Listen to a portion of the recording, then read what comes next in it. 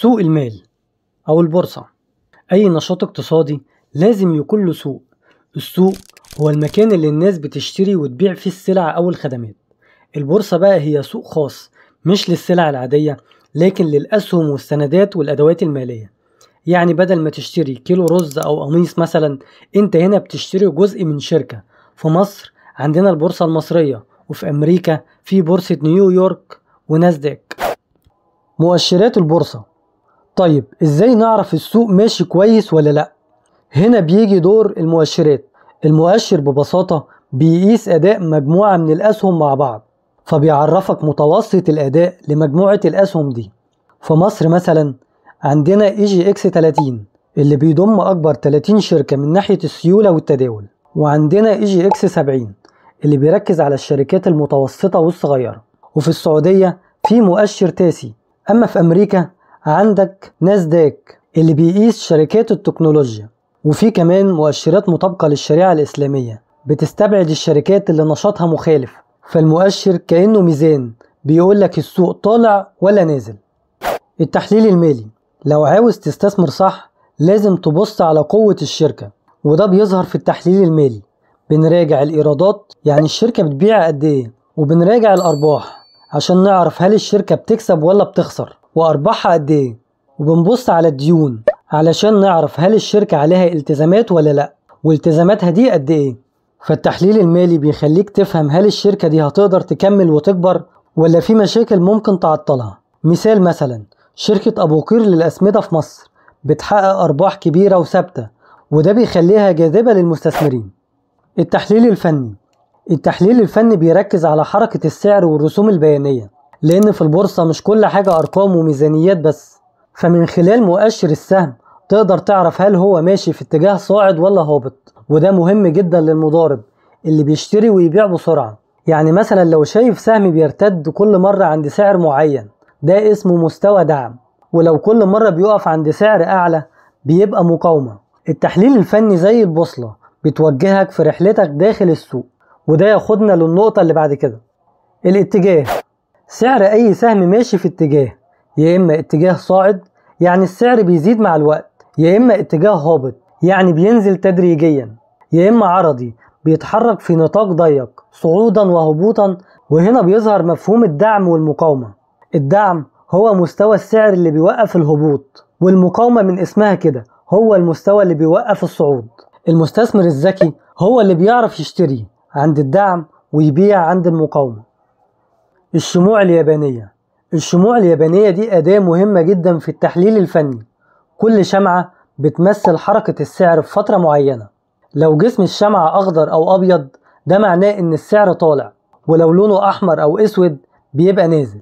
وفي أنماط مشهورة زي المطرقة أو الدمى بتدي إشارات عن الاتجاه الجاي. صناديق الاستثمار. مش كل الناس عندها وقت أو خبرة تتابع الأسهم، عشان كده في حاجة اسمها صناديق الاستثمار. دي بتجمع فلوس عدد كبير من المستثمرين وبيديرها فريق محترف، وفيها أنواع كتير ومختلفة، زي الصناديق اللي بتستثمر في أسهم الشركات، وفي صناديق ذهب، وفي صناديق العقارات اللي بتحط فلوسها في مشاريع سكنية أو تجارية، وفي صناديق الادخار بتديك عائد ثابت. وفي مصر عندنا صناديق زي أزموت، وفي أمريكا عندك صندوق S&P 500 اللي بيتابع أكبر 500 شركة. الميزة هنا إنك بتستثمر من غير ما تشيل هم اختيار الأسهم بنفسك أو متابعتها. الاكتتاب. أوقات شركة جديدة بتدخل البورصة، عشان كده بتطرح أسهمها يعني بتعرض جزء من ملكيتها للبيع للناس. وقبل الاكتتاب الشركة بتنشر حاجة اسمها نشرة الاكتتاب. النشر دي زي كتالوج بيشرح نشاط الشركة والخطط بتاعتها والمخاطر المحتملة، والمستثمر لازم يقراها كويس قبل ما يقرر يشارك. الاكتتاب الأولي أو IPO.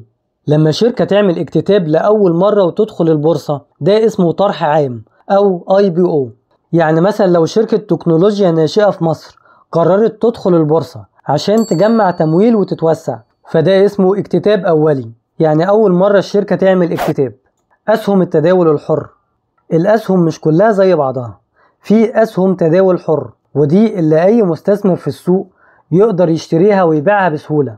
وفي أسهم المؤسسين، دي بيملكها أصحاب الشركة ومش بتتداول بسهولة لأنها غالبا بتكون مجمدة لفترة. استراتيجيات التداول. في فرق ما بين المضارب والمستثمر. المضارب عينه على الربح السريع، بيشتري الصبح ويبيع بعد أيام أو ممكن ساعات، لكن المستثمر بيشتري ويستنى سنين علشان يستفيد من النمو وتوزيعات الأرباح. الاستراتيجية اللي بتختارها بتعتمد على هدفك، دخل سريع ولا استثمار طويل المدى. الرفعة المالية بتخليك تتحكم في مبلغ أكبر من رصيدك، وده ممكن يضاعف مكسبك لكن في نفس الوقت بيضاعف خسارتك. عشان كده بنستخدم حاجة اسمها إيقاف الخسارة، وده أمر بيع بيبيع السهم تلقائي عند مستوى معين وبيحميك من الخسائر الكبيرة.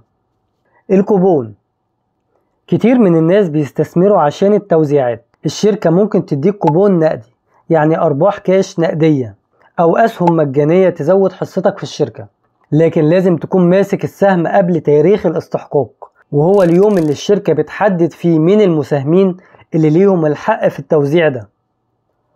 الجلسة أو جلسة التداول. البورصة ليها مواعيد محددة، دي بنسميها جلسة التداول.